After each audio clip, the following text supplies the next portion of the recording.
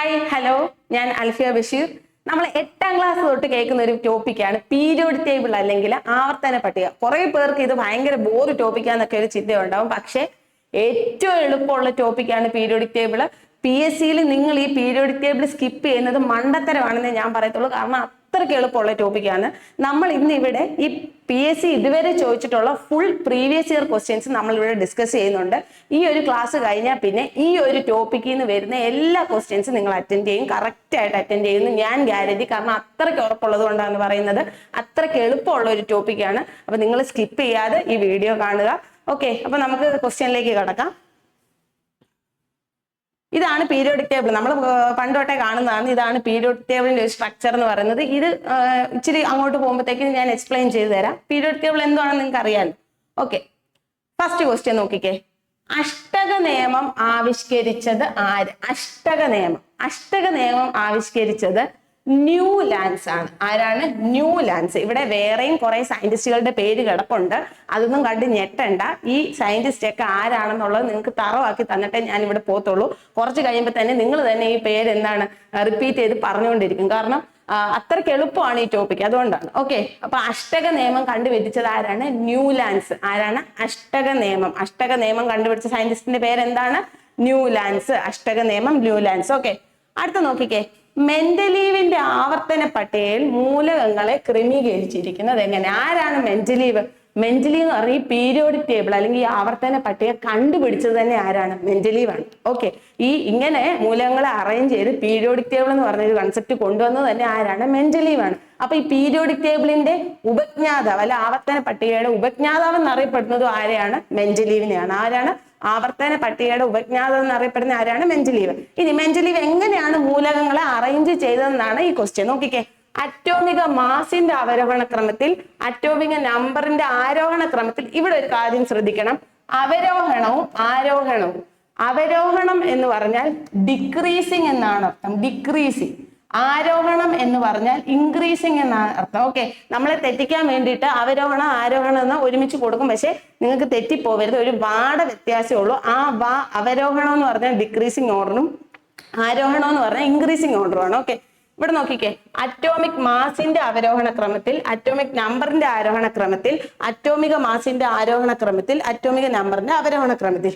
ഒരു കോഡ് ഓർത്ത് വെച്ച് നമുക്കിത് പഠിക്കാം. അതായത് നമ്മൾ കൂടുതൽ മാസ് കാണിക്കാൻ പോയാൽ നാട്ടുകാർ വിചാരിക്കും നമുക്ക് മെന്റലാണ്. കൂടുതൽ മാസ് കൂടിയാൽ മെന്റലീവ്. ഓക്കെ, മാസ് കൂടുതൽ. ഓക്കെ, മാസിന്റെ ആരോഹണ ക്രമം മെന്റലീവ്. ഓക്കെ, അപ്പം കൂടുതൽ മാസ് കാണിച്ചാൽ നാട്ടുകാർ വിചാരിക്കും മെന്റലാണ്. മാസിന്റെ അറ്റോമിക മാസിന്റെ ആരോഹണ ക്രമത്തിലാണ് ആര്? മെന്റലീവ് മൂലകങ്ങളെ അറേഞ്ച് ചെയ്തിരിക്കുന്നത്. ഓക്കെ, അറ്റോമിക മാസിന്റെ ആരോഹണ ക്രമത്തിലാണ് മെന്റലീവ് മൂലകങ്ങളെ അറേഞ്ച് ചെയ്തിരിക്കുന്നത്. നമ്മൾ മാസ് കൂടുതൽ കാണിച്ചാൽ നാട്ടുകാർ വിചാരിക്കും മെന്റലാണ്. ഓക്കെ, ക്ലിയർ ആയല്ലോ. അടുത്ത ക്വസ്റ്റ്യനിലേക്ക് പോവാം. മൂലകങ്ങളുടെ വർഗീകരണവുമായി ബന്ധപ്പെട്ട് താഴെ തന്നിരിക്കുന്ന പട്ടിക പരിശോധിച്ച് ശരിയായ ജോഡി ചേർത്ത് എഴുതുക. ക്വസ്റ്റ്യൻ ശ്രദ്ധിച്ചോണം. ശരിയായതാണോ തെറ്റായതാണോ എന്ന് ക്വസ്റ്റ്യൻ നല്ലപോലെ വായിച്ചിട്ടേ ഉത്തരം എഴുതാവൂ. ഇവിടെ ചോദിച്ചിരിക്കുന്നത് ശരിയായ ജോഡി ചേർത്ത് എഴുതും. സാധാ നമ്മുടെ മാച്ച് ദ ഫോളോയിങ്. ശരിയായ ജോഡി നോക്കിക്കേ. തൃകങ്ങളൊന്നും എന്തുവാന്ന് നമുക്കറിയത്തില്ല. നമുക്കറിയാവുന്നത് മാത്രം ആദ്യം നമുക്ക് ജോഡിയാക്കി നോക്കാം. അഷ്ടകങ്ങൾ നമ്മൾ ആദ്യം ഫസ്റ്റ് ക്വസ്റ്റ്യൻ പഠിച്ച അഷ്ടകങ്ങൾ കണ്ടുപിടിച്ച ആരാണ്? യെസ്, ന്യൂലാൻഡ് ആണ്. ഓക്കെ, അഷ്ടകങ്ങൾ കണ്ടുപിടിച്ചത് ആരാണ്? ന്യൂലാൻഡ് എന്തിയേ? ഓക്കെ, 2 എന്നുള്ളത് 3. അപ്പൊ നമുക്ക് ഒരു ജോഡി കിട്ടി. 2 എന്നുള്ളത് 3. ഈ ഓപ്ഷനിൽ 2 എന്നുള്ളത് 3 കിടക്കുന്ന ഒരു ഒറ്റ ഓപ്ഷനേ ഉള്ളൂ, സി ആണ്. ഓക്കെ, ഒരു ഒറ്റ ജോഡി കറക്റ്റ് ചെയ്തപ്പോൾ തന്നെ നമുക്ക് ശരി ഉത്തരം കിട്ടി. ഒരു ജോഡിയും കൂടെ നമുക്ക് നോക്കാം. അറ്റോമിക ഭാരം അടിസ്ഥാനമാക്കി പീരിയോഡിക് ടേബിളിനെ കണ്ടുപിടിച്ചത് നമ്മൾ പറഞ്ഞായിരുന്നു. അത് മാസ് കൂടുതൽ കാണിച്ച ആൾക്കാർ വിചാരിക്കും മെന്റലാണ്. അപ്പൊ അറ്റോമിക മാസ് ആരാണ്? മെന്റലീവ് അല്ലെ? മെന്റലീവ്. നോക്കിക്കേ, 3 എന്നുള്ളത് എങ്ങോട്ടാണ് പോയത്?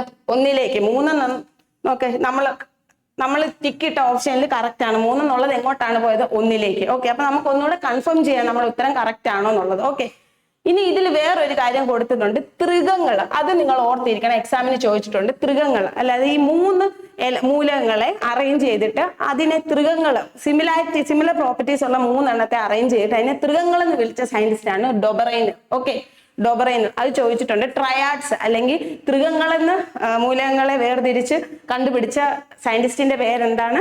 ശാസ്ത്രജ്ഞന്റെ പേരെന്താണ്? ഡൊബറൈനർ. Okay, Döbereiner. അപ്പൊ നമ്മൾ ഇവിടെ എന്തൊക്കെയാ വെച്ച അഷ്ടകങ്ങൾ ആരാണ്? അഷ്ടകങ്ങൾ മെന്റലീവ്, സോറി ന്യൂലാൻഡ്സ് ആണ്. അഷ്ടകങ്ങൾ ആരാണ്? ന്യൂലാൻഡ്സ് ആണ്. അറ്റോമിക മാസ് മെന്റലീവ്. പിന്നെ ഇവിടെ എന്താണ് നമ്മൾ പറയുന്നത്? ട്രയാഡ്സ് എന്ന് പറയുന്ന ആരാണ്? ഡൊബറൈനർ. ഓക്കെ, ക്ലിയർ ആയല്ലോ. നെക്സ്റ്റ് നോക്കാം. മൂലകങ്ങളെ അവയുടെ അറ്റോമിക നമ്പറിന്റെ അടിസ്ഥാനത്തിൽ ആദ്യമായി വർഗീകരണം നടത്തിയ ശാസ്ത്രജ്ഞനാണ്. അറ്റോമിക നമ്പറിന്റെ നമ്മുടെ പീരിയോഡിക് ടേബിൾ ആദ്യം കണ്ടുപിടിച്ച മെന്റലീവ് ആണെന്ന് പറഞ്ഞല്ലോ. അതിനുശേഷം ഒരു 40 yearsന് ശേഷം, ഒരു 40 വർഷത്തിന് ശേഷം മോസ്ലി എന്ന് പറയുന്ന സയന്റിസ്റ്റ് ഈ പീരിയോഡിക് ടേബിൾ ഒന്നുകൂടെ മൂലകങ്ങളെ ഒന്നുകൂടെ അറേഞ്ച് ചെയ്ത് ഒരു പുതിയൊരു പീരിയോഡിക് ടേബിൾ കണ്ടുപിടിച്ചു. അതിനെയാണ് നമ്മൾ മോഡേൺ പീരിയോഡിക് ടേബിൾ അല്ലെങ്കിൽ ആധുനിക പീരിയോഡിക് ടേബിൾ എന്ന് പറയുന്നത്. ഓക്കെ, ആധുനിക പീരിയോഡിക് ടേബിൾ അല്ലെങ്കിൽ മോഡേൺ പീരിയോഡിക് ടേബിൾ. അപ്പൊ ആധുനിക പീരിയോഡിക് ടേബിൾ കണ്ടുപിടിച്ച സയന്റിസ്റ്റിന്റെ പേരെന്താണ്? ആധുനിക പീരിയോഡിക് ടേബിൾ കണ്ടുപിടിച്ച സയന്റിസ്റ്റിന്റെ പേരെന്താണ്? മോസ്ലി ആണ്. എന്താണ്? മോസ്ലി ആണ്. എന്ത് കണ്ടുപിടിച്ചത്? ആധുനിക ആവർത്തന പട്ടിക കണ്ടുപിടിച്ച സയന്റിസ്റ്റിന്റെ പേരെന്താണ്? ആധുനിക ആവർത്തന പട്ടിക കണ്ടുപിടിച്ച സയന്റിസ്റ്റിന്റെ പേരെന്താണ്? മോസ്ലി ആണ്. ഓക്കെ, ആധുനിക ആവർത്തന പട്ടിക കണ്ടുപിടിച്ച സയന്റിസ്റ്റിന്റെ പേരെന്താണ്? മോസ്ലി. ഇദ്ദേഹം അറ്റോമിക് നമ്പറിന്റെ ഇൻക്രീസിങ് ഓർഡറിലാണ് എന്ത് ചെയ്തത്? എലമെന്റ്സിനെ അറേഞ്ച് ചെയ്ത്. അറ്റോമിക് നമ്പറിന്റെ ആദ്യം കണ്ടുപിടിച്ചത് ആരായിരുന്നു? മെന്റലീവ് ആയിരുന്നു. ഫസ്റ്റ് കണ്ടുപിടിച്ചത് മെന്റലീവ് ആയിരുന്നു. മെന്റലീവ് എങ്ങനെയാണ്? അറ്റോമിക് മാസിന്റെ ആരോഹണ ക്രമത്തിലായിരുന്നു അല്ലെ? അറ്റോമിക് മാസിന്റെ ഇൻക്രീസിങ് ഓർഡറിൽ. അവിടെ നമ്മൾ ഒരു കോഡ് പഠിച്ചു. എന്താണ്? മാസ് കൂടുതൽ കാണിച്ച ആൾക്കാർ വിചാരിക്കും മെന്റലാണ്. മെന്റലീവിന്റെ പീരിയോഡിക് ടേബിൾ മാസിന്റെ ഇൻക്രീസിങ് ഓർഡറിൽ അല്ലെ? അറ്റോമിക് മാസിന്റെ ഇൻക്രീസിങ് ഓർഡറിൽ.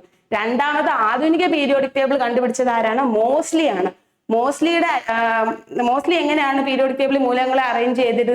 അതിന്റെ അറ്റോമിക് നമ്പറിന്റെ ആരോഹണ ക്രമത്തിൽ. അറ്റോമിക് നമ്പറിന്റെ ആരോഹണ ക്രമത്തിൽ. ഓക്കെ, മെന്റലീവ് അറ്റോമിക് മാസിന്റെ ആരോഹണ ക്രമത്തിൽ, മോസ്ലി അറ്റോമിക് നമ്പറിന്റെ ആരോഹണ ക്രമത്തിൽ. പീരിയോഡിക് ആവർത്തന പട്ടികയുടെ ഉപജ്ഞാതാവ് എന്നറിയപ്പെടുന്നത് മെന്റലീവ് ആണ്. ആധുനിക ആവർത്തന പട്ടികയുടെ ഉപജ്ഞാതാവ് അറിയപ്പെടുന്നത് മോസ്ലി ആണ്. Moseley modern periodic table Moseley. Modern periodic table modern periodic table Moseley. Modern periodic table Moseley.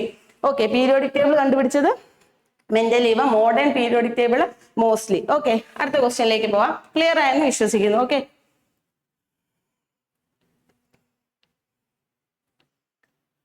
ആധുനിക ആവർത്തന പട്ടികയുമായി ബന്ധപ്പെട്ട് ശരിയല്ലാത്തത് ഏതെല്ലാം? തെറ്റ് കണ്ടുപിടിക്കാനാണ് പറയുന്നത്. ശരിയല്ലാത്തത്. ഓക്കെ, തെറ്റുത്തരം കണ്ടുപിടിക്കാനാണ് പറയുന്നത്. നോക്കാം.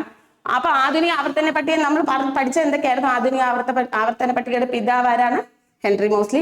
ആധുനിക ആവർത്തന പട്ടിക കണ്ടുപിടിച്ചത് ആരാണ്? Henry Moseley. എന്തിന്റെ ബേസിലായിരുന്നു? മൂലകങ്ങളുടെ അറ്റോമിക് നമ്പറിന്റെ ആരോഹണ ക്രമത്തിലാണ് എലമെന്റ്സിനെ അറേഞ്ച് ചെയ്തിരിക്കുന്നത്. നോക്കാം. ആധുനിക ആവർത്തന പട്ടികയുടെ ഉപജ്ഞാതാവ് മോസ്ലി ആണ്. ആണോ? ആണ്. ആധുനിക ആവർത്തന പട്ടിക മോഡേൺ പീരിയോഡിക് ടേബിൾ മോസ്ലി. രണ്ടാമത് നോക്കി. ആധുനിക ആവർത്തന പട്ടികയുടെ ഉപജ്ഞാതാവ് മെന്റലീവ് ആണ്. അല്ല, ആവർത്തന പട്ടികയുടെ ഉപജ്ഞാതാവാണ് മെന്റലീവ്. ആധുനിക ആവർത്തന പട്ടികയുടെ ഉപജ്ഞാതാവ് മെന്റലീവ് അല്ല. അപ്പൊ അത് തെറ്റാണ്. അടുത്ത നോക്കിയേ. ആധുനിക ആവർത്തന പട്ടികയിൽ മൂലകങ്ങളുടെ അറ്റോമിക് നമ്പറിന്റെ ആരോഹണക്രമത്തിൽ വിന്യസിച്ചിരിക്കുന്നു അല്ലെ? ആധുനിക നമ്മൾ ഓൾറെഡി പറഞ്ഞതാണ്. നോക്കിയേ, ആധുനിക ആവർത്തന പട്ടിക മൂലകങ്ങളെ അറ്റോമിക് മാസിന്റെ ആരോഹണ ക്രമത്തിൽ വിന്യസിച്ചിരിക്കുന്നു. അല്ല, അത് മെന്റലീവിന്റെ ആവർത്തന പട്ടികയിലാണ് അറ്റോമിക് മാസിന്റെ അല്ലെ? മെന്റലീവിന്റെ ഇതിലാണ് എന്ത് ചെയ്യുന്നത്? അറ്റോമിക് മാസിന്റെ ആരോഹണ ക്രമത്തിൽ അറേഞ്ച് ചെയ്തിരിക്കുന്നത്. അപ്പൊ ഇതിലെ തെറ്റുത്തരം ഏതൊക്കെയാണ്? 2ഉം 4ഉം. 2ഉം 4ഉം കൂടെ വരുന്ന ഏതാണ്? Option B. ശരിയല്ലാത്തത് തിരഞ്ഞെടുക്കാനാണ് പറഞ്ഞിരിക്കുന്നത്. 2ഉം 4ഉം വരുന്നത് ഓപ്ഷൻ ബി ആണ്. ക്ലിയർ ആയല്ലോ? അടുത്ത ക്വസ്റ്റ്യനിലേക്ക് പോവാം. ആധുനിക പീരിയോഡിക് നിയമം ആവിഷ്കരിച്ചത് ആര്? ആധുനിക പീരിയോഡിക് ടേബിൾ കണ്ടുപിടിച്ച ആള് തന്നെ ആയിരിക്കുമല്ലോ ആധുനിക പീരിയോഡിക് നിയമം കണ്ടുപിടിച്ചത്. ആധുനിക പീരിയോഡിക് ടേബിൾ കണ്ടുപിടിച്ചത് ആരാണ്? മോസ്ലി. Modern Moseley. ആധുനിക പീരിയോഡിക് ടേബിൾ കണ്ടുപിടിച്ചത് ആരാണ്? മോസ്ലി. അപ്പൊ ആ മോസ്ലി തന്നെയാണ് ആധുനിക പീരിയോഡിക് നിയമവും കണ്ടുപിടിച്ചത്. അപ്പൊ മോസ്ലി പറ്റി നമ്മൾ എന്തൊക്കെ പഠിച്ചു? ആധുനിക പീരിയോഡിക് ടേബിൾ കണ്ടുപിടിച്ചത് മോസ്ലിയാണ്. ആധുനിക പീരിയോഡിക് ടേബിളിന്റെ ഉപജ്ഞാതാവ് മോസ്ലിയാണ്. ആധുനിക പീരിയോഡിക് നിയമം കണ്ടുപിടിച്ചതും മോസ്ലിയാണ്. ഓക്കെ, ക്ലിയർ ആയല്ലോ? അടുത്ത ക്വസ്റ്റ്യനിലേക്ക് പോവാം. ആധുനിക ആവർത്തന പട്ടികയിൽ മൂലകങ്ങളെ ക്രമീകരിച്ചിരിക്കുന്നത് താഴെ പറയുന്നതിൽ ഏത് ഗുണത്തിന്റെ അടിസ്ഥാനത്തിലാണ്? ആധുനിക ആവർത്തന പട്ടിക ഓൾറെഡി നിങ്ങൾക്ക് തന്നെയല്ലേ ഉത്തരം, നിങ്ങൾ തന്നെ പറയൂ. എന്താണ് ആധുനിക ആവർത്തന പട്ടികയിൽ മൂലകങ്ങളെ എങ്ങനെയാണ് അറേഞ്ച് ചെയ്തിരിക്കുന്നത്? അറ്റോമിക് നമ്പർ അല്ലെ? അറ്റോമിക് നമ്പർ ഓപ്ഷൻ സി ആണ് correct answer. Atomic number, atomic mass. Okay, atomic number. Okay, ഇനി നോക്കാം. അറ്റോമിക് മാസ് ആരായിരുന്നു? മെൻഡലീവിന്റെ ആവർത്തന പട്ടികയിലാണ് അറ്റോമിക് മാസ്. ആധുനിക ആവർത്തന പട്ടികയിൽ ആരാണ്? അറ്റോമിക് നമ്പറിന്റെ പീരിയോഡിക് ആരോഹണ ക്രമത്തിലാണ്. ഓക്കെ, പരസ്പര ബന്ധമില്ലാത്തത് തിരിച്ചറിയുക. ഓക്കെ, പരസ്പര ബന്ധമില്ലാത്തത്, അതായത് തെറ്റായിട്ടുള്ളത് തിരിച്ചറിയാനാണ് പറഞ്ഞേക്കുന്നത്. സോഡിയം എന്ന് പറയുന്നത് ആൽക്കലി ലോഹമാണ്. സോഡിയം എന്ന് പറയുന്നത് ആൽക്കലി ലോഹമാണെന്നുള്ളത് ശരിയായ ഉത്തരമാണ്. ഓക്കെ, നമ്മൾ ഇനി പീരിയോഡിക് ടേബിൾ പറയുമ്പോൾ പറയുന്നുണ്ട് ഇവിടെ ഏതൊക്കെ ഗ്രൂപ്പിലുള്ളതാണ് ആൽക്കലി ലോഹങ്ങളും ഏതൊക്കെയാണ് ആൽക്കലി എർത്ത് ലോഹങ്ങളൊക്കെ നമ്മൾ പഠിക്കുന്നുണ്ട്. ഇപ്പൊ സോഡിയം എന്ന് പറയുന്നത് എന്താണ്? ആൽക്കലി ലോഹമാണ്, നിങ്ങൾ ഓർത്തിരിക്കുക. കാൽസ്യം എന്ന് പറയുന്നത് സംക്രമണ ലോഹമാണ്, അലൂമിനിയം ബോറോൺ കുടുംബമാണ്. ക്ലോറിൻ എന്ന് പറയുന്നത് ഉത്കൃഷ്ടവാതകമാണ്. കാൽസ്യം എന്ന് പറയുന്നത് സത്യം പറഞ്ഞാല് ആൽക്കലൈൻ എർത്ത് മെറ്റലാണ്. കാൽസ്യം എന്ന് പറയുന്നത് എന്താണ്? ആൽക്കലൈൻ എർത്ത് മെറ്റലാണ്. ആൽക്കലൈൻ എർത്ത് മെറ്റലാണ്. ആൽക്കലൈൻ എർത്ത് ലോഹമാണ് കാൽസ്യം എന്ന് പറയുന്നത്. അപ്പൊ ഇത് തെറ്റാണ്. കാൽസ്യം എന്ന് പറയുന്നത്, സോഡിയം എന്ന് പറയുന്ന ആൽക്കലി ലോഹമാണ്, കാൽസ്യം എന്ന് പറയുന്ന ആൽക്കലി എർത്ത് ലോഹമാണ്. അപ്പൊ അത് തെറ്റാണ്, തെറ്റായ ജോഡിയാണ്. അലൂമിനിയം എന്ന് പറയുന്നത് ബോറോൺ കുടുംബമാണ്. അത് നമ്മൾ ഇനി പീരിയോഡിക് ടേബിൾ പറയുമ്പോൾ എക്സ്പ്ലെയിൻ ചെയ്യാം. അലൂമിനിയം എന്ന് പറയുന്നത് എന്താണ്? ബോറോൺ കുടുംബമാണ്. അടുത്ത ക്ലോറിൻ എന്ന് പറയുന്നത് ഉത്കൃഷ്ടവാതകമല്ല, ക്ലോറിൻ എന്ന് പറയുന്നത് ഹാലജൻ ആണ്. Okay, halogen. ഓക്കെ, 17ാം ഗ്രൂപ്പ് മൂലകങ്ങളെ പറയുന്നതാണ് ഹാലജൻ. ക്ലോറിൻ 17ാം ഗ്രൂപ്പ് മൂലകമാണ്. അപ്പം അതിനെ നമ്മൾ എന്താണ്? ഹാലജൻ എന്ന് പറയുന്നത് എന്താണ്? ക്ലോറിൻ എന്ന് പറയുന്നത് ഹാലജൻ ആണ്. ഓക്കെ, അത് തെറ്റിപ്പോവരുത്. സോഡിയം എന്ന് പറയുന്നത് ആൽക്കലി ലോഹമാണ്, കാൽസ്യം എന്ന് പറയുന്നത് ആൽക്കലൈൻ എർത്ത് ലോഹമാണ്, അലുമിനിയം ബോറോൺ കുടുംബമാണ്, ക്ലോറിൻ എന്ന് പറയുന്നത് എന്താണ്? ഹാലജൻ ആണ്. ഓക്കെ, അപ്പൊ ഇതിനകത്ത് തെറ്റായ ജോഡി ഏതൊക്കെയാണ്? 2ഉം 4ഉം അല്ലെ? ഓപ്ഷൻ ഡി ആണ് കറക്റ്റ് ആൻസർ. ക്ലിയർ ആയോ? ക്ലിയർ ആയല്ലോ? ഓക്കെ, നിങ്ങൾക്ക് എന്ത് ഫീഡ്ബാക്ക് ഉണ്ടെങ്കിലും എന്ത് ഡൗട്ട് ഉണ്ടെങ്കിലും നിങ്ങൾക്ക് കമന്റ് സെക്ഷനിൽ അത് പറയാം. ഞാൻ എല്ലാവർക്കും റിപ്ലൈ തരുന്നതാണ്. പിന്നെ ലൈക്ക് ചെയ്യാൻ മറക്കരുത്. ക്ലാസ് ഇഷ്ടപ്പെട്ടെങ്കിൽ എല്ലാവരും എന്ത് ചെയ്യണം? ലൈക്ക് ചെയ്യണം. ഓക്കെ, പീരിയോഡിക് ടേബിളിനെ പറ്റിയുള്ള പ്രസ്താവനകൾ വായിച്ച് ഉത്തരം തിരഞ്ഞെടുക്കുക. ഒരു ഗ്രൂപ്പ് താഴേക്ക് വരുന്തോറും ആറ്റത്തിന്റെ വലിപ്പം കൂടുന്നു. ഒരു പീരീഡിൽ ഇടത്തിൽ നിന്ന് വലത്തോട്ട് പോകും തോറും ലോഹ സ്വഭാവം കൂടുന്നു. അതായത് നമ്മള് ഒരു കിണറ്റിലേക്ക് ചാടുവാന്ന് വിചാരിച്ചു. കിണറ്റിലേക്ക് ചാടുമ്പോഴത്തേക്കിന് എന്താണ്? ആഴം കൂടുക, താഴേക്ക് പോവുക. താഴേക്ക് പോകുമ്പോൾ നമുക്ക് എന്താണ്? ആ കിണറിന്റെ വലിപ്പം കൂടി വരുന്ന പോലെ തോന്നും അല്ലെ? താഴേക്ക് പോകുമ്പോൾ കിണറിന്റെ വലിപ്പം കൂടി വരുന്ന പോലെ തോന്നും. അതുപോലെ അതിന്റെ ഉള്ളിൽ ലോഹങ്ങളൊക്കെ അല്ലെ, ഈ കുഴിച്ചെടുക്കുന്നതാണല്ലോ ലോഹങ്ങളൊക്കെ, അതിന്റെ ഉള്ളിൽ ലോഹങ്ങളൊക്കെ ഉള്ള പോലെ തോന്നും. അപ്പം താഴേക്ക് വരുംതോറും ആറ്റത്തിന്റെ വലിപ്പം കൂടുകയും ലോഹ സ്വഭാവം കൂടുകയും ചെയ്യും. ഓക്കെ, താഴേക്ക് വരുംതോറും എന്താണ്? ആറ്റത്തിന്റെ വലിപ്പം കൂടുകയും ലോഹ സ്വഭാവം കൂടുകയും ചെയ്യുന്നു.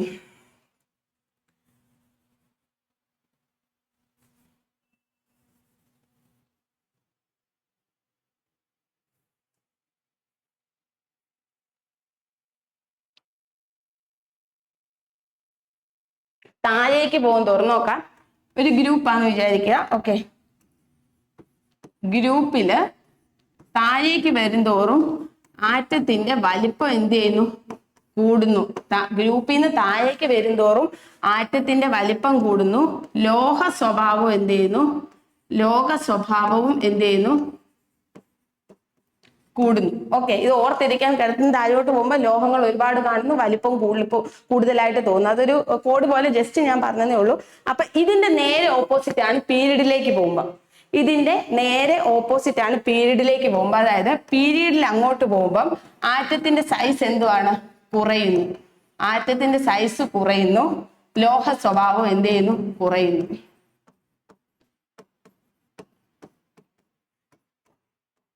അപ്പൊ ഇതൊന്ന് ഓർത്തിരിക്കുക. ഇത് നിങ്ങൾ ഏതെങ്കിലും ഒരെണ്ണം പഠിച്ചാൽ മതി. അതിന്റെ നേരെ ഓപ്പോസിറ്റ് ആണ് അടുത്തത്. ഓക്കെ, അപ്പം ഗ്രൂപ്പിൽ നിന്ന് താഴേക്ക് പോകുമ്പോൾ ആറ്റത്തിന്റെ സൈസ് എന്ത് ചെയ്യുന്നു? കൂടുന്നു, ലോഹ സ്വഭാവവും കൂടുന്നു. അപ്പം പീരീഡിലേക്ക് ലെഫ്റ്റിൽ നിന്ന് റൈറ്റ് പീരീഡിലേക്ക് പോകുമ്പോഴത്തേക്കിന് അവിടെ ആറ്റത്തിന്റെ സൈസ് എന്ത് ചെയ്യുന്നു? കുറയുന്നു, ലോഹ സ്വഭാവം എന്ത് ചെയ്യുന്നു? കുറയുന്നു. ഓക്കെ, ക്ലിയർ ആയല്ലോ? നമുക്ക് ക്വസ്റ്റ്യനിലേക്ക് പോവാം. ഒരു ഗ്രൂപ്പിൽ താഴേക്ക്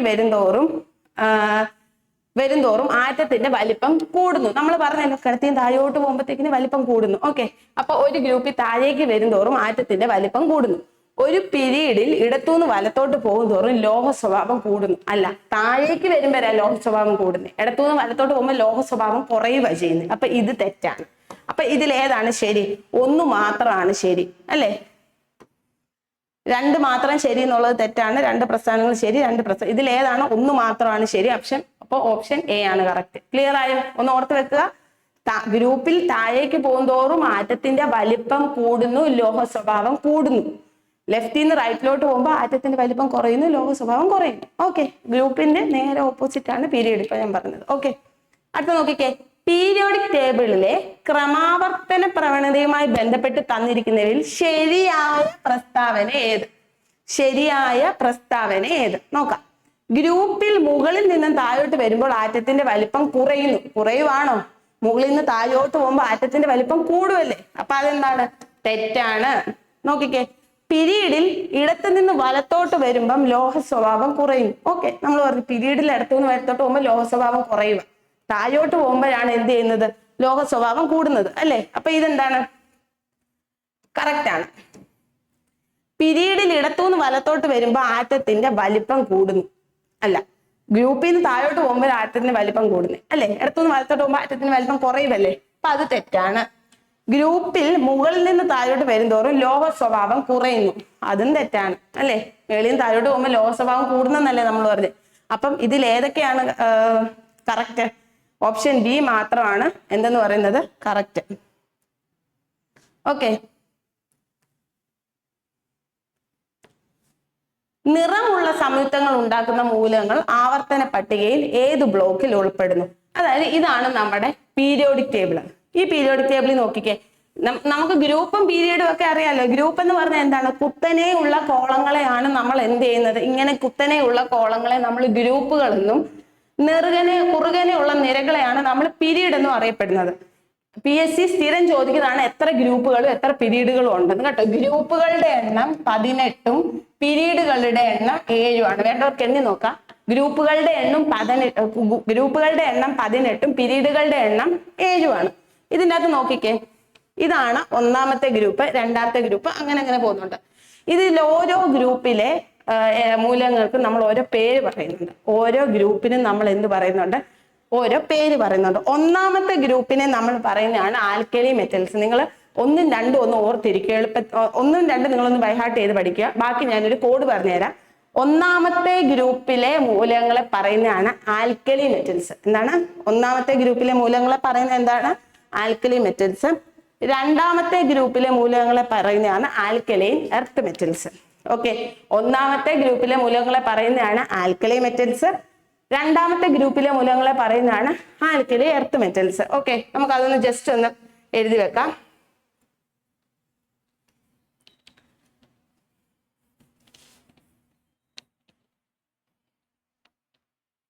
ഗ്രൂപ്പ് 1 എന്താണെന്നാണ് നമ്മൾ പറഞ്ഞത്? Group 1 alkali metals. ഗ്രൂപ്പ് 2 എന്താണ്? Alkali earth metals. Alkali earth metals. ഇനി നോക്കിക്കേ. 3 തൊട്ട് 12 വരെയുള്ള എലമെന്റ്സിനെ നമ്മൾ പറയുന്ന ട്രാൻസിഷൻ എലമെന്റ്സ് അല്ലെങ്കിൽ സംക്രമണ മൂലകങ്ങൾ. എന്താണ്? സംക്രമണ മൂലകങ്ങൾ. അത് ഇമ്പോർട്ടന്റ് ആണ്. സംക്രമണ മൂലകങ്ങൾ എന്താണ്? 3 തൊട്ട് 12 വരെയുള്ള എലമെന്റ്സിനെ നമ്മൾ പറയുന്നതാണ്. ഇത് 3 തൊട്ട് 12 വരെ താന്ന് കിടക്കുന്ന ഇത്രയും മൂലകങ്ങളെ നമ്മൾ ഈ ഗ്രൂപ്പിലുള്ള മൂലകങ്ങളെ പറയുന്ന പേരാണ് സംക്രമണ മൂലകങ്ങൾ. സംക്രമണ മൂലകങ്ങൾ. അപ്പൊ ഒന്നാമത്തെ ഗ്രൂപ്പ് ആൽക്കലി മെറ്റൽസ്, രണ്ടാമത്തെ ഗ്രൂപ്പ് ആൽക്കലി എർത്ത് മെറ്റൽസ്, മൂന്നാമത്തെ ഗ്രൂപ്പിലെ മൂലകങ്ങളെ നമ്മൾ പറയുന്ന പേരെന്താണ്? സംക്രമണ മൂലകങ്ങൾ. സംക്രമണ മൂലകങ്ങൾ. ഈ മൂലകങ്ങളുടെ പ്രത്യേകത എന്താണെന്ന് വെച്ചാൽ ഇത് നിറങ്ങൾ പുറപ്പെടുവിക്കുന്ന മൂലകങ്ങളാണ്. ഓക്കെ, സംക്രമണ മൂലകങ്ങളുടെ പ്രത്യേകത എന്താണ്? നിറങ്ങള് പുറപ്പെടുവിക്കാൻ കഴിവുള്ള മൂലകങ്ങളാണ് എന്തെന്ന് പറയുന്നത് കളേർഡ് കോമ്പൗണ്ട്സ് ആണ് എന്തെന്ന് പറയുന്നത് ഈ 3 തൊട്ട് 12 വരെ ഗ്രൂപ്പിലുള്ളത്. ഇത് ബ്ലോക്കും ചോദിക്കാനുണ്ട്. ഡി ബ്ലോക്ക് എലമെന്റ്സ് ആണ്. എന്താണ്? D block. എന്താണ്? ഈ സംക്രമണ മൂലകങ്ങൾ ഏത് ഗ്രൂപ്പാണ്? ഏത് ബ്ലോക്ക് ആണ്? ഡി ബ്ലോക്ക് എലമെന്റ്സ് ആണ്. അത് ഓർത്ത് വെക്കുക. ഡി ബ്ലോക്ക് എലമെന്റ്സ് ആണ്. ഡി.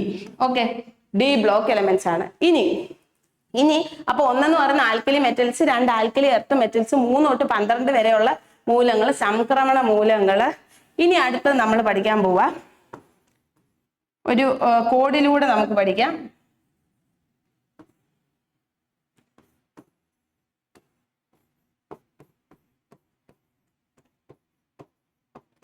നമ്മൾ സാധാരണ ഒരാളെ ഫോൺ വിളിക്കും, നമ്മൾ ഹലോ ബിസി ആണോ എന്ന് ചോദിക്കത്തില്ലേ? ബിസി ആണോ അന്ന് തിരിച്ച് ബിസി ആണോ ഹലോ, ബിസി ആണോ ഹലോ. നോക്കിക്കേ, ബിസി ആണോ ഹലോ, ബിസി ആണോ ഹലോ.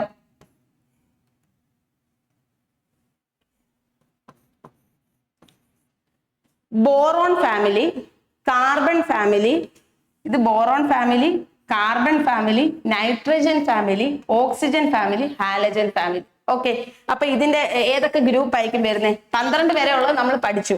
13, 14, 15, 16, 17 പഠിച്ചോ?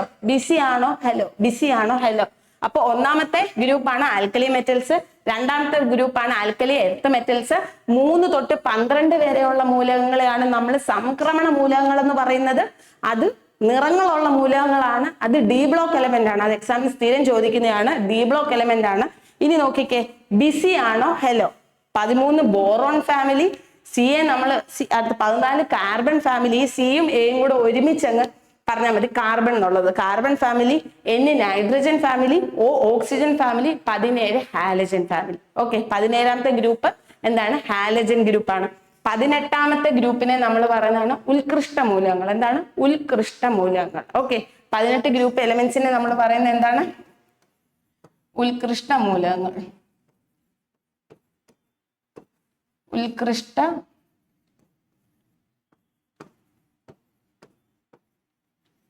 ഓക്കെ, അപ്പം ക്ലിയർ ആയെന്ന് വിശ്വസിക്കുന്നു. നോക്കിക്കേ, ഒന്നാമത്തെ ഗ്രൂപ്പ് ആൽക്കലി മെറ്റൽസ്, രണ്ടാമത്തെ ആൽക്കലി എർത്ത് മെറ്റൽസ്, 3 തൊട്ട് 12 വരെ ഉള്ളത് സംക്രമണ മൂലകങ്ങൾ അഥവാ ട്രാൻസിഷൻ എലമെന്റ്സ്. 13 ബിസി ആണോ, ബിസി ആണോ ഹലോ.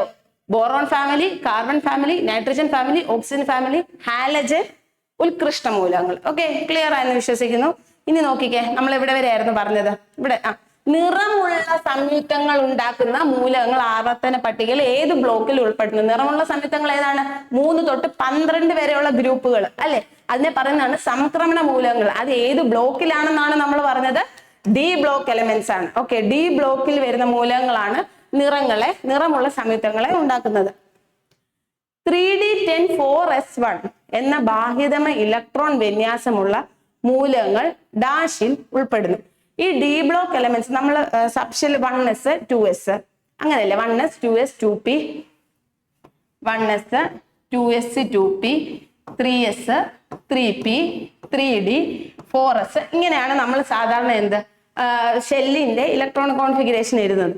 3d10(4s1) എന്ന് വരുമ്പോൾ ഇതിന്റെ പ്രത്യേകത എന്താന്ന് വെച്ചാൽ 4s-നാണ് എനർജി കുറവ്. സാധാരണ നമ്മൾ 1s 2s എന്ന് പറയുമ്പോൾ 1s-ന് എനർജി കുറവ്, അതിലും കൂടുതലാണ് 2s-ന്, അതിലും കൂടുതലാണ് 2p-ക്ക്, അതിലും കൂടുതലാണ്, അങ്ങനെയാണ് പോകുന്നത്. പക്ഷെ ഈ 3d വരുമ്പോൾ ഒന്ന് സ്റ്റക്ക് ആയിക്കോണം. 3d10(4s) 3d4s എന്ന് നമ്മൾ എഴുതിയാലും 4s-നാണ് 3d-യെക്കാളും എനർജി കുറവ്. ഓർത്തിരിക്കുക, 4s-നാണ് 3d-യെക്കാളും എനർജി കുറവ്. 4s കഴിഞ്ഞിട്ടായിരിക്കും നമ്മൾ 3d എഴുതുന്നത്. ഏതൊരു ഇലക്ട്രോൺ കോൺഫിഗറേഷൻ, ഇപ്പൊ ഇലക്ട്രോൺ കോൺഫിഗറേഷൻ നിങ്ങളോട് ഷെൽ എഴുതാൻ പറയും. 1s2 2s2 ഏത് ബ്ലോക്ക് ആണെന്ന് ചോദിച്ചാൽ പറഞ്ഞോണം എസ്. ലാസ്റ്റ് വരുന്നത് ഏത് സബ്ഷെല്ലാണോ ആ ബ്ലോക്ക് എലമെന്റ്സ് ആയിരിക്കും അത്. ഇത് എന്താണ്? എസ് ആണ്. 1s2 2s2 2p6 ഏത് ബ്ലോക്ക് എലമെന്റ് ആണെന്ന് ചോദിച്ചാൽ അപ്പഴേ പറഞ്ഞോളാം പി ബ്ലോക്ക് എലമെന്റ്സ് ആണ്. മനസ്സിലായോ?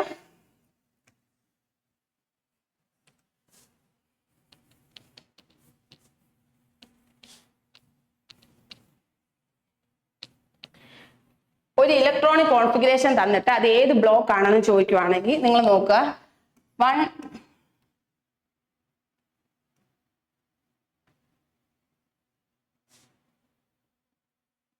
1s2 2s2 ഇതെന്ന് പറയുന്നത് എസ് ബ്ലോക്ക് എലമെന്റ് ആണ്. എന്താണ്? എസ് ബ്ലോക്ക് എലമെന്റ്സ് ആണ്.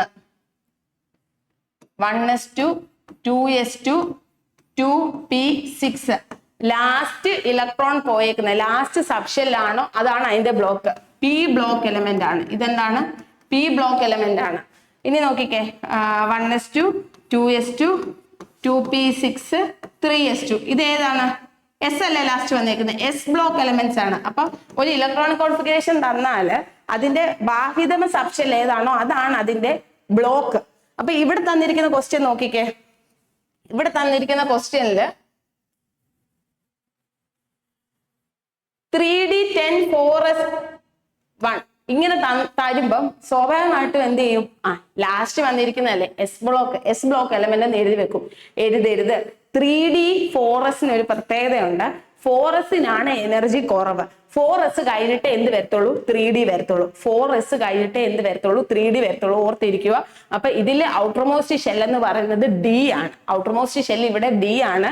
ഇത് ഏത് ബ്ലോക്ക് എലമെന്റ് ആണ്, ഡി ബ്ലോക്ക് എലമെന്റ് ആണ്. സ്ഥിരം ചോദിക്കുന്നതാണ് ഒരു ഇലക്ട്രോണിക് കോൺഫിഗറേഷൻ തന്നിട്ട് ഇത് ഏത് ബ്ലോക്ക് ആണെന്നുള്ളത്. ഓക്കെ, അപ്പൊ നിങ്ങൾ ഓർത്തിരിക്കുക എന്താണ് ലാസ്റ്റ് വരുന്ന സബ്ഷെല്ല് വരുന്ന ഏതാണോ അതാണ് ബ്ലോക്ക്. ഇവിടെ 3D10 4s1 വരുമ്പോൾ മാത്രം എക്സെപ്ഷണൽ കേസ് ആണ്. D4s കഴിഞ്ഞിട്ടായിരിക്കും എന്ത് വരുന്നത്, 3D വരുന്നത്. ഇത് ഡി ബ്ലോക്ക് എലമെന്റ് ആണ്. ഓക്കെ, സംക്രമണ മൂലങ്ങളുടെ ആദ്യത്തെ വരിയിൽ ഇലക്ട്രോൺ നിറയുന്നത് ഏത് ഓർബിറ്റലിലാണ്? ഏത് ഓർബിറ്റലിലാണ് ഇലക്ട്രോൺ നിറയുന്നത്? ഈ സംക്രമണ മൂലങ്ങളുടെ എല്ലാത്തിന്റെ ആദ്യത്തെ വരി ഇലക്ട്രോൺ നിറയുന്നത് ഇവിടെ ആയിരിക്കും, 3D ഓർബിറ്റിലായിരിക്കും. നമ്മളിപ്പോഴേ പറഞ്ഞു അല്ലെ, 3D കഴിഞ്ഞിട്ടേ 4s വരത്തുള്ളൂ അല്ലെ. അപ്പൊ ഇലക്ട്രോൺ നിറയുന്നത് ഇവിടെ ആയിരിക്കും 3D ഓർബിറ്റിൽ. സോറി, 4s കഴിഞ്ഞിട്ടായിരിക്കും 3D വരുന്നത്. ഇവിടെ 4s ഇല്ലല്ലോ, അപ്പൊ ഇലക്ട്രോൺ നിറയുന്നത് ഇവിടെ ആയിരിക്കും 3D ഓർബിറ്റിലായിരിക്കും. ഓക്കെ, ഇനി നമുക്ക് അടുത്ത ക്വസ്റ്റ്യനിലേക്ക് പോവാം. മൂലകങ്ങളുടെ ആവർത്തന പട്ടികയും ഇലക്ട്രോൺ വിന്യാസവുമായി ബന്ധപ്പെട്ട് താരപ്പെടുത്തിയിരിക്കുന്ന പ്രസ്ഥാനങ്ങളിൽ ശരിയായവ ഏതെന്ന് കണ്ടുപിടിക്കുക. ശരിയായവ ഏതെന്ന് കണ്ടുപിടിക്കുക. ഒന്നാമത് നോക്കിക്കേ, ഡി സബ്ഷെല്ലിൽ പരമാവധി ഉൾക്കൊള്ളാവുന്ന ഇലക്ട്രോണുടെ എണ്ണം 10 ആണ്. അതായത് നമ്മൾ പറഞ്ഞു 4 ഷെല്ലുണ്ട്, SP-D-F 4 ഷെല്ലുകൾ ഉണ്ടെന്ന് പറഞ്ഞു.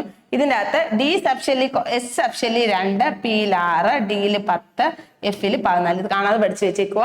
4 ബ്ലോക്കുകളുണ്ട്, 4 സബ്ഷെല്ലുകളുണ്ട്. S-ൽ 2, P-ൽ 6, D-ൽ 4, F-ൽ 14. ഓക്കെ, ഇനി നോക്കിക്കേ, ഡി സബ്ഷെല്ലിൽ പരമാവധി ഉൾക്കൊള്ളാവുന്ന ഇലക്ട്രോണിന്റെ എണ്ണം 10 ആണ്. കറക്റ്റ് ആണ്, ഡി സബ്ഷെല്ലിൽ 10 ആണ്. എല്ലാ എസ് ബ്ലോക്ക് മൂലകങ്ങളും ലോഹങ്ങളാണ്. എല്ലാ എസ് ബ്ലോക്ക് മൂലകങ്ങളും ലോഹങ്ങളല്ല. ഹൈഡ്രജനും ഹീലിയം ലോഹത്തിലല്ല വരുന്നത്. ഓക്കെ, അപ്പൊ ഹൈഡ്രജൻ ഹീലിയം എക്സെപ്ഷണൽ കേസ് ആണ്. അപ്പൊ എസ് ബ്ലോക്ക് ബാക്കി എല്ലാ എലിമെന്റ്സും ലോഹങ്ങളാണ്, പക്ഷെ എസ് ബ്ലോക്കിലെ എല്ലാ എലിമെന്റ്സും ലോഹങ്ങളാണെന്ന് നമുക്ക് പറയാൻ പറ്റത്തില്ല. അപ്പൊ അത് തെറ്റാണ്. ഡി ബ്ലോക്ക് മൂലകങ്ങളെ സംക്രമണ മൂലകങ്ങൾ എന്ന് വിളിക്കുന്നു. ഡി ബ്ലോക്ക് മൂലകങ്ങളെ എന്തൊക്കെ വിളിക്കുന്നു? സംക്രമണ മൂലകങ്ങൾ എന്ന് വിളിക്കുന്നു. എത്ര തൊട്ട് എത്ര വരെയായിരുന്നു? 3 തൊട്ട് 12 വരെയുള്ള ഗ്രൂപ്പ് എലമെന്റ്സിനെയാണ് എന്തെന്ന് പറയുന്നത്? സംക്രമണ മൂലകങ്ങൾ അല്ലെങ്കിൽ ഡി ബ്ലോക്ക് എലമെന്റ്സ് എന്ന് പറയുന്നത്. പിന്നെ നമ്മൾ അവിടെ എന്തോ പറയുന്നത്? അതെന്ന് പറയുന്നത് കളേർഡ് കോമ്പൗണ്ട്സ് ആണ്. നിറങ്ങളെ ഉത്പാദിപ്പിക്കാൻ കഴിവുള്ള മൂലകങ്ങളാണ് ഏതെന്ന് പറയുന്നത്? സംക്രമണ മൂലകങ്ങൾ എന്ന് പറയുന്നത്. അടുത്ത നോക്കിക്കേ, ന്യൂക്ലിയസിൽ നിന്നുള്ള അകലം കൂടുന്തോറും ഇലക്ട്രോണുകൾക്ക് ഊർജ്ജം കുറഞ്ഞു വരുന്നു. ന്യൂക്ലിയസിൽ നിന്ന് അല്ല, ഞാനിപ്പോ ക്ലാസ്സിൽ ടീച്ചർ നിൽക്കുവാണ്, ഒരു ക്ലാസ്സിൽ കുറെ ബെഞ്ചും കുട്ടികളും ഉണ്ടെന്ന് വിചാരിക്കുക. ലാസ്റ്റ് ഇരിക്കുന്ന കുട്ടിക്ക് ഫ്രണ്ടിൽ ഇരിക്കുന്ന കുട്ടിയെക്കാളും ഊർജ്ജം കൂടുതലായിരിക്കും കുരുത്തക്കേട് കാണിക്കാൻ. കാരണം ടീച്ചറിൽ നിന്നുള്ള അട്രാക്ഷൻ കുറവല്ലേ ലാസ്റ്റ് ബെഞ്ചിൽ. അപ്പൊ അവരെന്താണ് കുരുത്തക്കേട് കൂടുതൽ കാണിക്കുക. അപ്പൊ ഞാൻ ന്യൂക്ലിയസ് എന്ന് വിചാരിക്കുക. ന്യൂക്ലിയസിൽ നിന്നുള്ള അകലം കൂടുന്തോറും ഇലക്ട്രോണുകൾക്ക് എനർജി കൂടും. ടീച്ചറിൽ നിന്നുള്ള അകലം കൂടുന്തോറും കുട്ടികൾക്ക് കുരുത്തക്കേട് കാണിക്കാനുള്ള എനർജി കൂടും. അതുപോലെ തന്നെ ന്യൂക്ലിയസിൽ നിന്നുള്ള അകലം കൂടുന്തോറും ഇലക്ട്രോണുകൾക്ക് എന്താണ്? എനർജി കൂടി വരുന്നു. അപ്പം ന്യൂക്ലിയസിൽ നിന്നുള്ള അകലം കൂടുന്തോറും ഇലക്ട്രോണുകൾക്ക് ഊർജ്ജം കുറഞ്ഞു വരുന്നതാണ് ഇവിടെ കിടക്കുന്നത്. ശരിയാണോ തെറ്റാണോ? തെറ്റാണ്. ഓക്കെ, അപ്പൊ ഇതിന്റെ അകത്ത് ശരിയായവ ഏതാണെന്നാണ് ചോദിച്ചേക്കുന്നത്. ഏതൊക്കെയാണ്? 1ഉം 3ഉം അല്ലേ? ഓപ്ഷൻ സി ആണ് കറക്റ്റ് ആയിട്ടുള്ള ആൻസർ. ഓക്കെ, അടുത്ത നോക്കാം. പീരിയോഡിക് ടേബിൾ ഉണ്ട്. അപ്പൊ ഇതൊന്ന് ഒന്നുകൂടെ ഒന്ന് കളക്ട് ചെയ്തേ.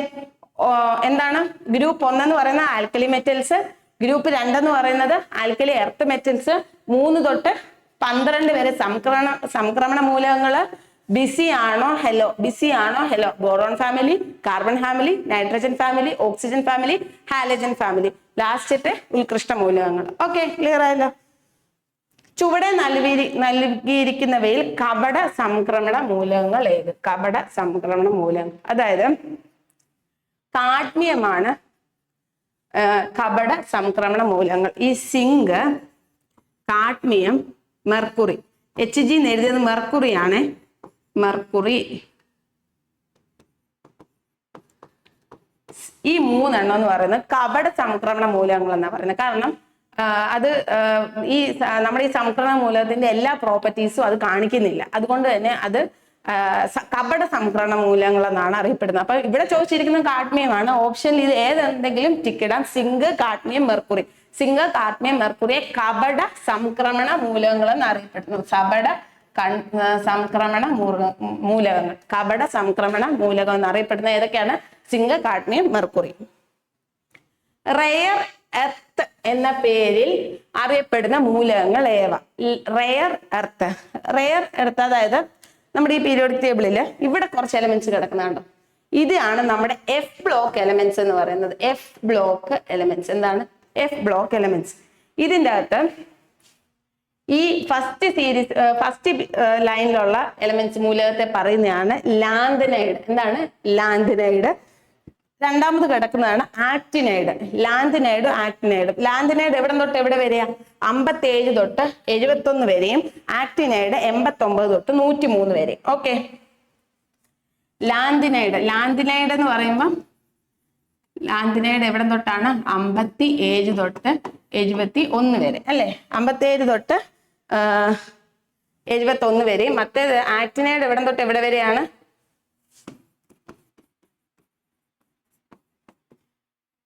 ആക്ടിനൈഡ് എവിടെ തൊട്ടാണ്? 89 തൊട്ട് 103 വരെ. ഇത് ചോദിച്ചിട്ടുണ്ട്.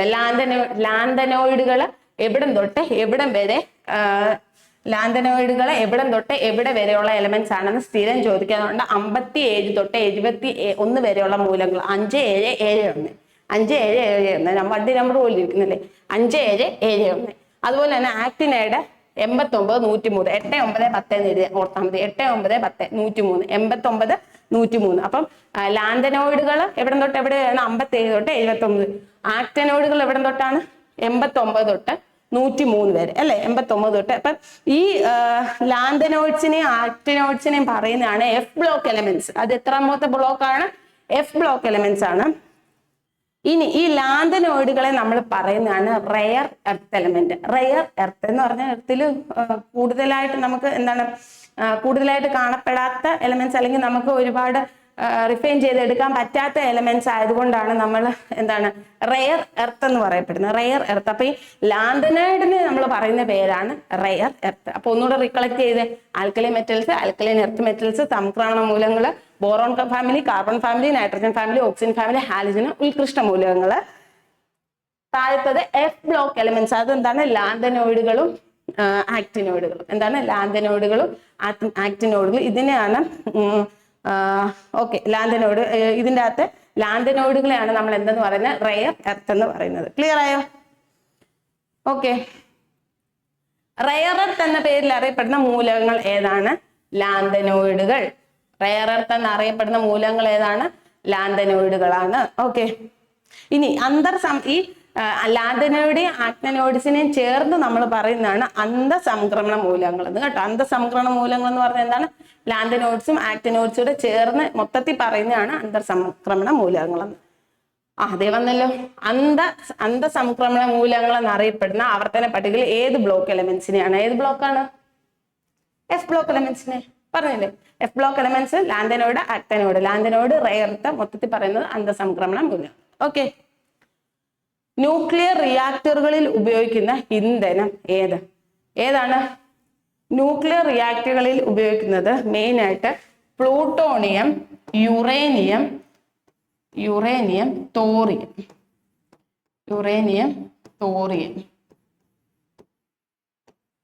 മൂന്ന്. ഇതിൽ ഏത് വേണേലും ഓപ്ഷന് എക്സാമിന് ചോദിക്കാം. അപ്പൊ 3 എണ്ണം ഓർത്തിരിക്കുക. ന്യൂക്ലിയർ റിയാക്ടർ ഒക്കെ എന്താണെന്ന് അറിയാമല്ലോ, ഇല്ലെങ്കിൽ നമുക്ക് ഞാൻ അങ്ങോട്ട് പഠിക്കാം. ന്യൂക്ലിയർ റിയാക്ടറിൽ ഉപയോഗിക്കുന്ന ഇന്ധനം ഏതൊക്കെയാണ്? Plutonium, uranium, thorium. ഇത് ഓരോ എലമെന്റിനെ പറ്റി നമുക്ക് ആറ്റം എന്ന് പറയുന്ന ക്ലാസ്സിൽ നമുക്ക് ഒന്നുകൂടെ നമുക്ക് വിശദമായിട്ട് പഠിക്കാം. ഓക്കെ. അപ്പം ഏതൊക്കെയാണ് ന്യൂക്ലിയർ റിയാക്ടറിനെ പറ്റി? ന്യൂക്ലിയർ റിയാക്ടറിൽ ഉപയോഗിക്കുന്ന ഇന്ധനം ഏതാണ്? Plutonium, uranium, thorium. Okay. Next class നോക്കാം. 16ാമത്തെ ഗ്രൂപ്പിൽ ഏറ്റവും ക്രിയാശീലത കൂടിയ മൂലകം ഏത്? 16ാമത്തെ ഗ്രൂപ്പ് ഏതാണ്? ഇതല്ലേ 16ാമത്തെ ഗ്രൂപ്പ്. ഈ ഗ്രൂപ്പിൽ ഏറ്റവും ക്രിയാശീലത കൂടിയത് ഏതാണ്? കാണുമ്പോഴേ നമുക്കറിയാം ഓക്സിജൻ ആണ് അല്ലെ? ക്രിയാശീലത കൂടിയത് 16ാമത്തെ ഗ്രൂപ്പ്. നമുക്ക് ഓക്സിജൻ ഇല്ലാതെ ജീവിക്കാൻ ഒക്കത്തില്ല, അങ്ങനെ ഓർത്താൽ മതി. 16ാമത്തെ ഗ്രൂപ്പിൽ ക്രിയാശീലത കൂടിയ എലമെന്റ് ഏതാണ്? ഓക്സിജൻ ആണ്. ഓക്സിജൻ. ഓക്കെ. ഏതാണ്? ഓക്സിജൻ. അടുത്ത ക്വസ്റ്റ്യൻ നോക്കിയേ. താഴെ കൊടുത്തിരിക്കുന്നവയിൽ ആദ്യത്തെ കൃത്രിമ മൂലകം ഏത്? കൃത്രിമ മൂലകം, അതായത് ടെക്നിക്കലായിട്ട് നമ്മൾ കണ്ടുപിടിച്ച മൂലകം ടെക്നീഷ്യം. കൃത്രിമ മൂലകം ടെക്നീഷ്യം. ആദ്യത്തെ കൃത്രിമ മൂലകം ഏതാണ്? ടെക്നീഷ്യമാണ്. ടെക്നിക്കലായിട്ട് കണ്ടുപിടിച്ച മൂലകം എന്ന് ഓർത്താൽ മതി. ഓക്കെ, ആദ്യത്തെ കൃത്രിമ മൂലകം ഏതാണ്? ടെക്നീഷ്യന്റെ ടെക്നീഷ്യം. ടെക്നിക്കലായിട്ട് ആദ്യം കണ്ടുപിടിച്ചെന്ന് ഓർത്താൽ മതി. ഓക്കെ, W ഏത് മൂലകത്തിന്റെ പ്രതീകമാണ്? W എന്ന് പറയുന്നത് വോൾഫ്രം എന്നാണ്. വോൾഫ്രം ടങ്സ്റ്റന്റെ ആണ്. ടങ്സ്റ്റൻ. W ഏതാണ്? ടങ്സ്റ്റൻ ആണ്. ഓക്കെ, W എന്തിന്റെ ആണ്? ടങ്സ്റ്റൻ. ഇവിടെ ടിന്ന്, മെർക്കുറി. മെർക്കുറി ഏതാണ്? മുമ്പേ നമ്മൾ പറഞ്ഞായിരുന്നു. മെർക്കുറി ഏതാണ്? Hg ആണ്. Mercury Hg. ഓക്കെ, അപ്പൊ W ഏത് മൂലകത്തിന്റെ പ്രതീകമാണ്? വോൾഫ്രം, അതായത് ടങ്സ്റ്റന്റെ പ്രതീകമാണ് W എന്ന് പറയുന്നത്. കാലിയം എന്നത് ഏത് മൂലകത്തിന്റെ ആണ്? ലാറ്റിൻ നാമമാണ്. കാലിയം പൊട്ടാസ്യത്തിന്റെ ആണ്. ഓക്കെ, നേട്രിയം എന്ന് പറയുന്നത് സോഡിയത്തിന്റെ ആണ്. കാലിയം എന്ന് പറയുന്നത് പൊട്ടാസ്യത്തിന്റെ ആണ്.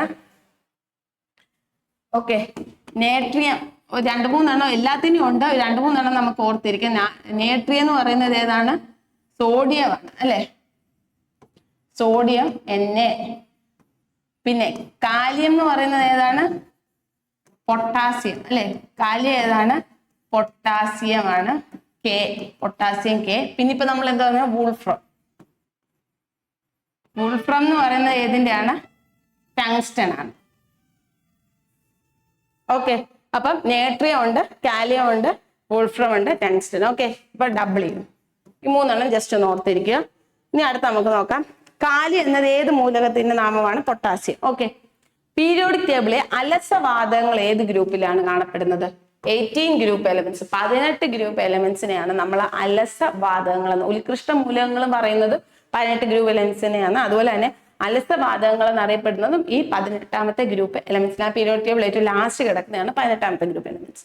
ഓക്കെ, ആധുനിക പീരിയോഡിക് ടേബിളിലെ അലസവാതകങ്ങൾ ഏത് ഗ്രൂപ്പിലാണ് ഉൾപ്പെടുന്നത്? ഇപ്പൊ നമ്മൾ പറഞ്ഞതല്ലേ ഉള്ളൂ. ഏത് ഗ്രൂപ്പിലാണ് അലസവാതകങ്ങൾ ഉൾപ്പെടുന്നത്? ഗ്രൂപ്പ് 18ലാണ് അല്ലെ? ഇപ്പൊ പറഞ്ഞതേ ഉള്ളൂ.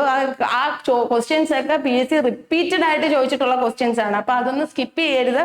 ഓക്കെ, കാലാവസ്ഥ ബലൂണുകളിൽ നിറയ്ക്കുന്നതിനായി ഉപയോഗിക്കുന്ന ഉത്കൃഷ്ടവാതകം ഏതാണ്? ഹീലിയമാണ്. കാലാവസ്ഥ ബലൂണുകളിൽ നിറയ്ക്കുന്നതിന്, ഇത് പെട്ടെന്ന് തീ പിടിക്കാത്ത ഒരു മൂലകമാണ് ഹീലിയം. അതുകൊണ്ടാണ് നമ്മൾ ഈ കാലാവസ്ഥ ബലൂണുകളിലെല്ലാം ഹീലിയം നിറയ്ക്കുന്നത്. അപ്പൊ കാലാവസ്ഥ ബലൂണുകളിൽ നിറയ്ക്കുന്ന മൂലകം ഏതാണ്? ഹീലിയമാണ്. ഹീലിയത്തിന്റെ അറ്റോമിക് നമ്പർ 2 ആണ്. ഹീലിയത്തിന്റെ അറ്റോമിക് നമ്പർ ഏതാണ്?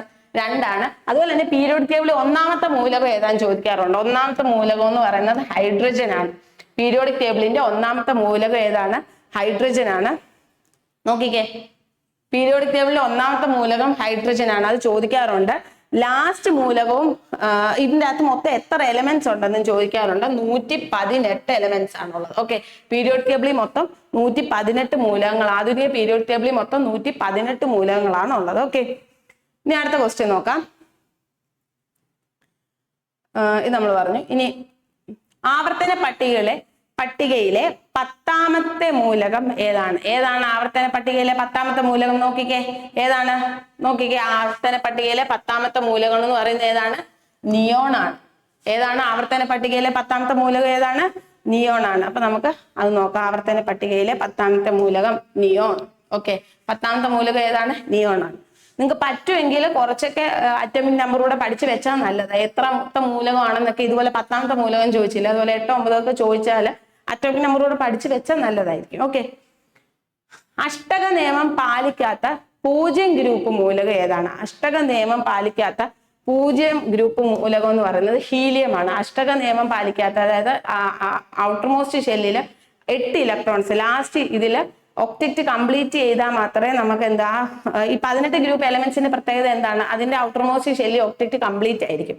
മനസ്സിലായോ? അത് രാസപ്രവർത്തനത്തിൽ ഒന്നും ഏർപ്പെടത്തില്ല. ഏത്? ഈ ലാസ്റ്റ് ഗ്രൂപ്പ് എലമെന്റ്സ്. അതിന്റെ ഔട്ടർമോസ്റ്റ് ഷെല്ലി ഇലക്ട്രോൺസ് എല്ലാം ഫില്ല് ആയിരിക്കും. മനസ്സിലായോ? അപ്പൊ അത് രാസപ്രവർത്തനം ഏർപ്പെടത്തില്ല. അപ്പൊ അങ്ങനെയുള്ള റൂളാണ് ഒക്ടറ്റ് റൂൾ എന്ന് പറയുന്നത്. അപ്പൊ ഈ റൂൾ പാലിക്കാത്ത ഒരു 0 ഗ്രൂപ്പ് മൂലകം എന്ന് പറയുന്നത് ഏതാണ്? ഹീലിയമാണ്. ഏതാണ്? ഹീലിയം. ഓക്കെ, ബാക്കി ഈ നിയോണും ആർഗണും എല്ലാം 18 ഗ്രൂപ്പ് എലമെന്റ് തന്നെയാണ്. നൈട്രജൻ എന്ന് പറയുന്നത് ഏത് ഗ്രൂപ്പ് ആയിരിക്കും? നമ്മൾ പഠിച്ചില്ലേ? BC ആണോ? BC ആണോ? ഏതാണ്? ഏത് ഗ്രൂപ്പ് എലമെന്റ്സ് ആയിരിക്കും? 16 ഗ്രൂപ്പ് എലമെന്റ്സ് അല്ല 15 ഗ്രൂപ്പ് എലമെന്റ്സ് ആണ് എന്തെന്ന് പറയുന്നത് നൈട്രജൻ എന്ന് പറയുന്നത്. ഓക്കെ, 16 ഗ്രൂപ്പ് എലമെന്റ്സ് എന്ന് പറയുന്നത് ഓക്സിജന്, പിന്നെ ഹാലജൻ ഫാമിലി, ലാസ്റ്റ് വരുന്നത് ഉത്കൃഷ്ട മൂലകങ്ങൾ. ഒരു ഏഷ്യൻ രാജ്യത്തിന്റെ പേരിൽ നൽകിയിരിക്കുന്ന ആവർത്തന പട്ടിക ഒരേ ഒരു നിഹോണിയമാണ്. നിഹോണിയം, ഈ നിഹോണിയം എന്ന് പറയുന്ന എലമെന്റ് ഏഷ്യൻ രാജ്യത്തിലെ ഒരു സ്ഥലമാണ്. അപ്പൊ അത് ഓർത്തിരിക്കണം. നിഹോണിയം ഒരു ഏഷ്യൻ രാജ്യത്തിന്റെ പേര് നൽകിയിരിക്കുന്ന ആവർത്തന പട്ടികയിലെ ഒരേ ഒരു മൂലകം ഏതാണ്? നിഹോണിയം. നിഹോണിയം. ഓക്കെ, അടുത്ത നോക്കിയേ. അന്താരാഷ്ട്ര പീരിയോഡിക് ടേബിൾ വർഷമായി UN ആചരിച്ച വർഷം 2019. 2019. ഈ 2019 വേറൊരു പ്രത്യേകത ഉണ്ട്.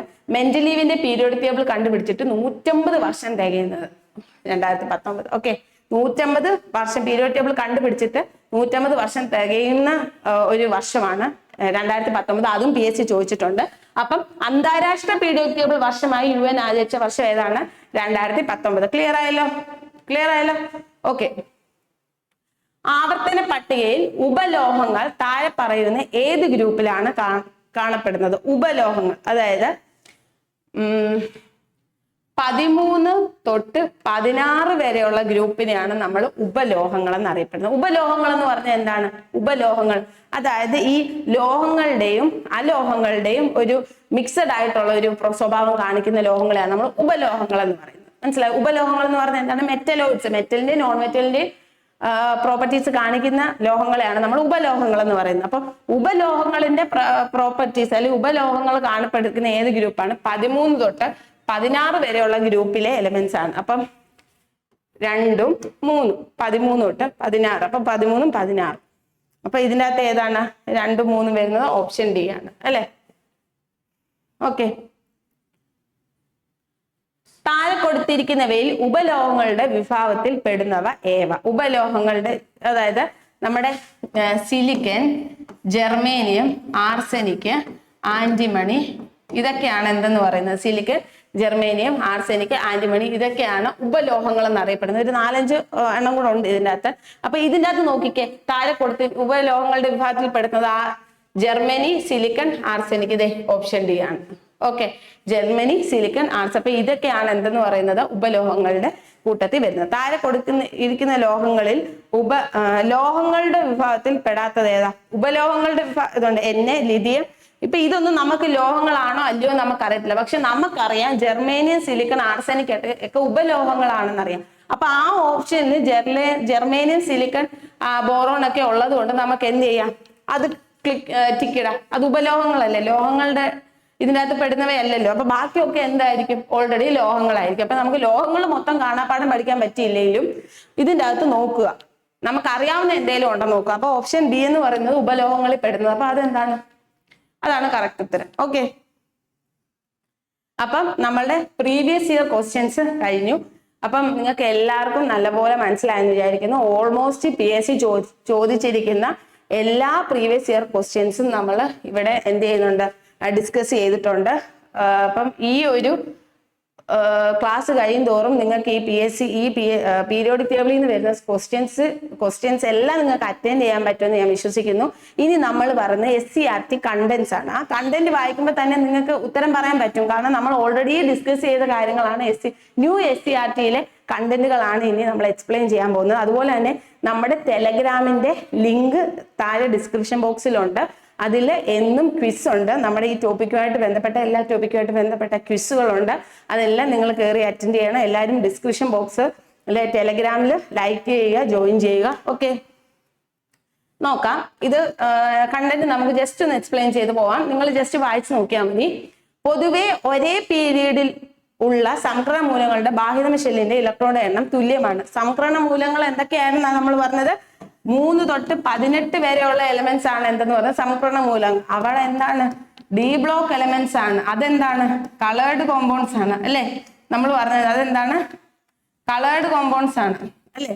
അപ്പൊ ഈ മൂലങ്ങളുടെ പ്രത്യേകത എന്താണെന്ന് വെച്ചാൽ ഇതിന്റെ ഔട്ടർമോസ്റ്റ് ഷെല്ലിൽ വരുന്ന ഇലക്ട്രോണുകളുടെ എണ്ണം, ആ ഇലക്ട്രോണുകളുടെ എല്ലാ എണ്ണം എന്തായിരിക്കും? തുല്യമായിരിക്കും. ആ ഗ്രൂപ്പിൽ വരുന്ന ഇലക്ട്രോണുകളുടെ എല്ലാ ആ പീരീഡിൽ വരുന്ന പീരീഡില് ബാഹ്യതമ ഷെല്ലിൽ വരുന്ന ഇലക്ട്രോണുകളുടെ എല്ലാ എണ്ണം തുല്യമായിരിക്കും. ഓക്കെ, ഇനി നോക്കിക്കേ, സംക്രമണ മൂലങ്ങൾ 3 തൊട്ട് 12 വരെയുള്ള ഗ്രൂപ്പിൽ ഉൾപ്പെട്ട മൂലങ്ങളാണ് സംക്രമണ മൂലങ്ങൾ. ഇവ ലോഹങ്ങളാണ്, അവയെല്ലാം എന്താണ്? മെറ്റൽസ് ആണ്. പിന്നെ നമ്മൾ എന്താ പറയുന്നത്? നിറമുള്ളതാണ്. നമ്മൾ ഓൾറെഡി പറഞ്ഞു അതെന്താണ്? കളേർഡ് കോമ്പൗണ്ട്സ് ആണ് അല്ലെ? ഓക്കെ. അപ്പം ഇത് ട്രാൻസിഷൻ എലമെന്റ്സിനെ പറ്റി നമ്മൾ പറഞ്ഞത് തന്നെ ഓൾറെഡി കണ്ടന്റ് ആയിട്ട് കൊടുത്തിരിക്കുന്നതേ ഉള്ളൂ. നമ്മൾ പറഞ്ഞ കാര്യങ്ങൾ തന്നെയാണ്. അടുത്ത് നോക്കിക്കേ, സ്ഥിരത കൈവരിച്ച ഇലക്ട്രോൺ ക്രമീകരണത്തിനുള്ള സാധാരണ നിലയിൽ 18ാം ഗ്രൂപ്പ് മൂലകങ്ങൾ 18ാം ഗ്രൂപ്പ് എലമെന്റ്സിന്റെ പ്രത്യേകത നമ്മൾ പറഞ്ഞായിരുന്നു. അതിന്റെ ഔട്ടർമോസ്റ്റ് ഷെല്ലിൽ ഒക്ടറ്റ് കംപ്ലീറ്റ് ആണ്, ഫുൾ ഇലക്ട്രോൺസ് ഫുൾ ആയതുകൊണ്ട് അത് എന്താണ്? രാസപ്രവർത്തനത്തിൽ ഒന്നും ഏർപ്പെടുന്നില്ല. ആ കാര്യം തന്നെയാണ് ഇവിടെ പറയുന്നത്. സ്ഥിരത കൈവരിച്ചത് കൊണ്ട് 18ാം ഗ്രൂപ്പ് എലമെന്റ്സ് എന്തിൽ ഏർപ്പെടുന്നില്ല? രാസപ്രവർത്തനത്തിൽ ഏർപ്പെടുന്നില്ല. 3 മുതൽ 12 വരെയുള്ള 10 ഗ്രൂപ്പുകളിൽ ഇലക്ട്രോൺ പൂരണം നടക്കുന്നത് ബാഹ്യതമ ഷെൽ. നമ്മൾ പറഞ്ഞല്ലോ എന്താണ്? 3d10 4s1 നമ്മൾ പറഞ്ഞില്ലേ? ഇങ്ങനെ വരുമ്പോഴത്തേക്കിന് എന്താണ്? ബാഹ്യതമ ഷെല്ലിന്റെ തൊട്ട് മുമ്പുള്ളതിലായിരിക്കും എന്ത്? ഇലക്ട്രോൺ പൂരണം നടക്കുന്നത്.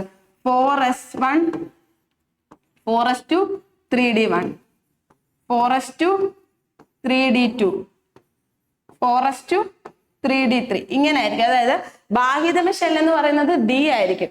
അതിന്റെ തൊട്ട് മുമ്പുള്ള ഇലക്ട്രോൺ ഫില്ല് ചെയ്തിട്ടായിരിക്കും അങ്ങോട്ട് പോകുന്നത്. സാധാരണ ഔട്ടർമോസ്റ്റ് എന്താണ്? ഷെല്ലിലായിരിക്കും എന്തെന്ന് പറയുന്നത്? ഫില്ല് ചെയ്യുന്നത്. ഇവിടെ ബാഹ്യതമ ഷെല്ലിന്റെ തൊട്ട് മുമ്പുള്ള ഷെല്ലിലായിരിക്കും ഇലക്ട്രോൺ എന്ത് ചെയ്യുന്നത്? ഫില്ല് ചെയ്യുന്നത്. കാരണം ഔട്ടർമോസ്റ്റ് ഷെല്ലിൽ ഓൾറെഡി ഫില്ല് ചെയ്തിട്ടായിരിക്കും നമ്മൾ തൊട്ട് മുമ്പിലോട്ട് പോകുന്നത്. ഓക്കെ.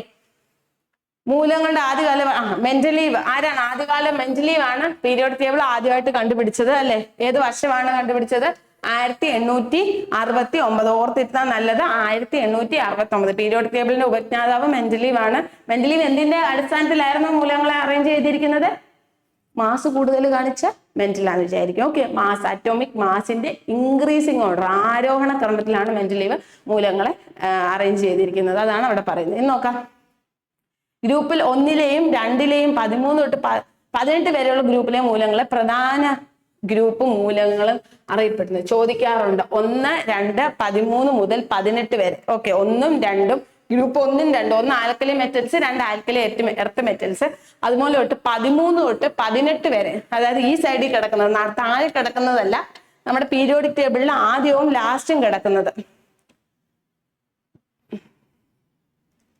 നോക്കിയേ, ഈ 1ഉം 2ഉം 13 തൊട്ട് 18 വരെയുള്ള എലമെന്റ്സിനെയാണ് മെയിൻ ഗ്രൂപ്പ് എലമെന്റ്സ് എന്ന് പറയുന്നത്. ഇതെന്ന് പറയുന്നത് ട്രാൻസിഷൻ എലമെന്റ്സ് നമ്മൾ പറഞ്ഞു.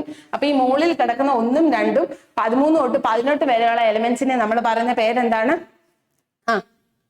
മെയിൻ ഗ്രൂപ്പ് എലമെന്റ്സ് എന്നറിയപ്പെടുന്നു. മെയിൻ ഗ്രൂപ്പ് എലമെന്റ്സ് എന്നറിയപ്പെടുന്നു. ഓക്കെ. 6ാം പീരീഡ് നോക്കിക്കേ, എന്താണ്? ലാന്തനോയിഡ്സ്. എഫ് ബ്ലോക്ക് എലമെന്റ്സിനെ നമ്മൾ എന്താണ്? ലാന്തനോയിഡുകളും ആക്ടിനോയിഡുകളും പറഞ്ഞു. ലാന്തനോയിഡുകളുടെ എണ്ണം എവിടെ തൊട്ടായിരുന്നു? 57 തൊട്ട് 71 വരെ. നമ്മൾ പറഞ്ഞില്ലേ 57, 71. ആക്ടിനോയിഡുകളോ 89, 103. 8, 9, 10 എന്ന് പറഞ്ഞില്ലേ? 89 തൊട്ട് 103 വരെ. ഓക്കെ. 89 തൊട്ട് 103 വരെ. അതും എക്സാമിന് ചോദിക്കാറുണ്ട്. നോക്കിക്കേ, ആൽക്കലി ലോഹങ്ങൾ, രണ്ടാമത്തെ ആൽക്കലി എർത്ത് ലോഹങ്ങള്, സംക്രമണ മൂലകങ്ങള്.